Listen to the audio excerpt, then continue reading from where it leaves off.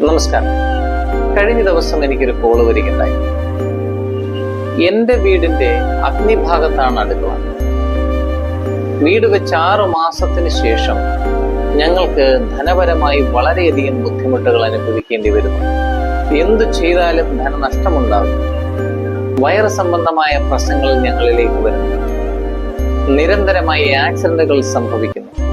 ശരിക്കും പറഞ്ഞാൽ വീട് വെച്ചതിന് ശേഷം 6 മാസത്തിന് ശേഷം ഞങ്ങൾക്ക് വളരെയധികം ബുദ്ധിമുട്ടുകൾ വന്നുകൊണ്ടിരിക്കുകയാണ്.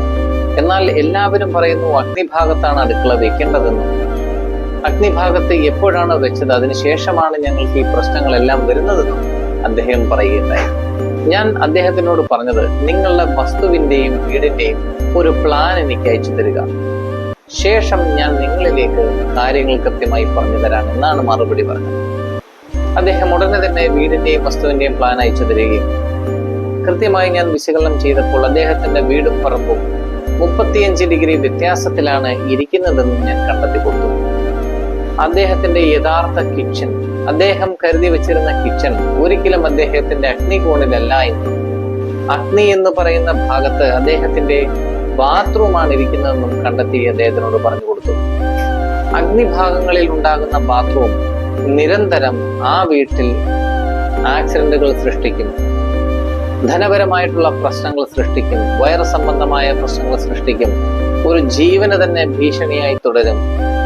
ഇതെല്ലാം അദ്ദേഹത്തിനോട് പറഞ്ഞു കൊടുത്തപ്പോൾ അദ്ദേഹം പറഞ്ഞത്, വീട് പണിഞ്ഞ ആർക്കിടെക്റ്റിനോടും എഞ്ചിനീയറോടും കൃത്യമായി അദ്ദേഹം പറയുകയുണ്ടായി, വാസ്തുശാസ്ത്രം നോക്കി വേണം നിങ്ങൾ വീട് പണിയാൻ.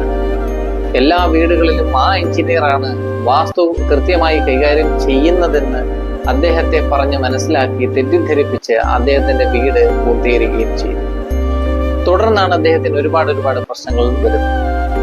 ഒരു പ്ലാൻ കിട്ടിയതിനു ശേഷം 16 ദിശകൾ അടയാളപ്പെടുത്തുമ്പോൾ മാത്രമേ നിങ്ങളുടെ മെയിൻ എൻട്രൻസ് എവിടെ വന്നു, കിച്ചൺ എവിടെ വന്നു, ബാത്റൂമുകളുടെ സ്ഥാനം തെറ്റിപ്പോയോ, നിങ്ങളുടെ വീടിന്റെ ബെഡ്റൂമുകൾ കൃത്യമാണോ എന്ന് കൃത്യമായി കണ്ടെത്താൻ സാധിക്കുകയുള്ളൂ. അദ്ദേഹത്തിന്റെ വീടിന് വന്ന എല്ലാ മിസ്റ്റേക്കുകളും ഞാൻ കണ്ടെത്തി കൊടുക്കുകയും അദ്ദേഹം ഉടനെ തന്നെ അത് കറക്റ്റ് ചെയ്യാമെന്ന് പറയുകയും ചെയ്തു.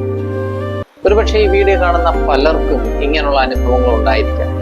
ഒരു വീടിന്റെ ബ്രഹ്മസ്ഥാനം കണ്ടെത്തി എത്ര ഡിഗ്രി വ്യത്യാസമാണോ അതിനനുസരിച്ച് വേണം ഓരോ കാര്യങ്ങളും പ്ലാൻ ചെയ്യാനെന്നും നിങ്ങൾ മനസ്സിലാക്കണം. നിങ്ങൾ നാളെ ഒരു വീട് വെക്കാൻ പോകുന്നുണ്ടെങ്കിൽ, ഇങ്ങനെയുള്ള മണ്ടത്തരങ്ങൾ വീടുകളിൽ ചെയ്തു വെച്ചിട്ടുണ്ടെങ്കിൽ തീർച്ചയായിട്ടും ഉടനെ തന്നെ വാസ്തുപരമായി അത് കറക്റ്റ് ചെയ്യണമെന്ന് പറഞ്ഞുകൊണ്ട് മറ്റൊരു നല്ല വീഡിയോയുമായി കണ്ടുമുട്ടാം. വിഷ്ണു ആചാര്യ. നന്ദി, നമസ്കാരം.